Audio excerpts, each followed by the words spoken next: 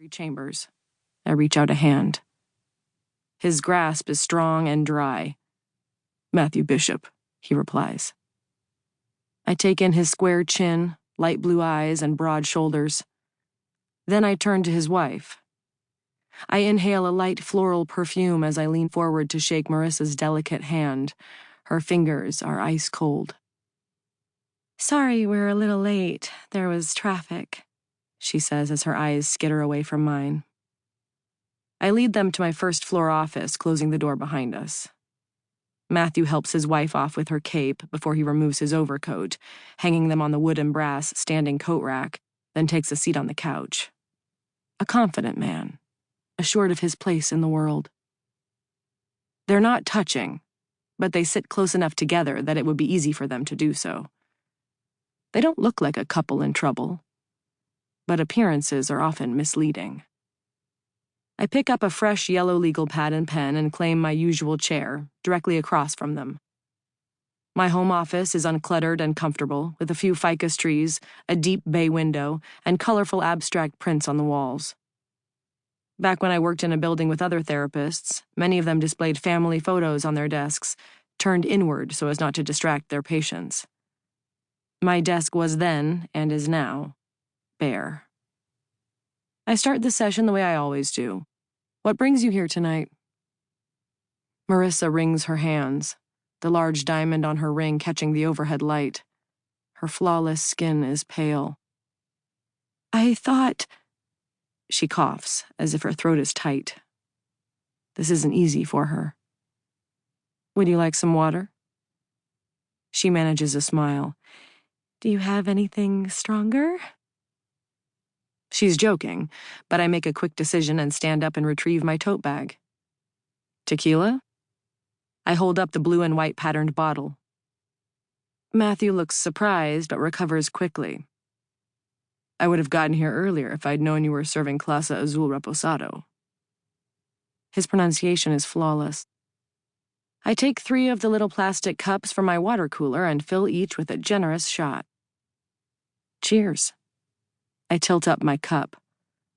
A familiar, welcome heat fills the back of my throat as I reclaim my seat.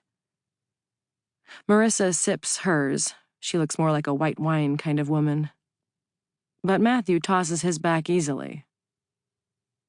We're here to talk about Bennett, our son, Matthew says. He looks at his wife. I don't betray my surprise, even though Marissa didn't mention a child in her initial phone call. She reaches for her husband's hand. Actually, sweetheart, that isn't exactly why we're here. I need to tell you something. Her voice quavers again. The shift in the room is palpable. It's as if the temperature plummets. Here it comes. The confession. I wait for it as Matthew stiffens, his features hardening. He doesn't blink as he stares at Marissa. What's going on? His wife blindsided him. She lured him to me on false pretenses. Not the best way to begin our work, but maybe it was the only way to get him here. I've wanted to tell you this for a while. I just didn't know how. A tear rolls down her cheek. I broke your trust, and I'm so sorry. He pulls his hand away roughly. Cut to the chase, Marissa. She swallows hard. I slept with someone, she blurts. Just once, but... Who? Matthew's word cuts like a knife through the air.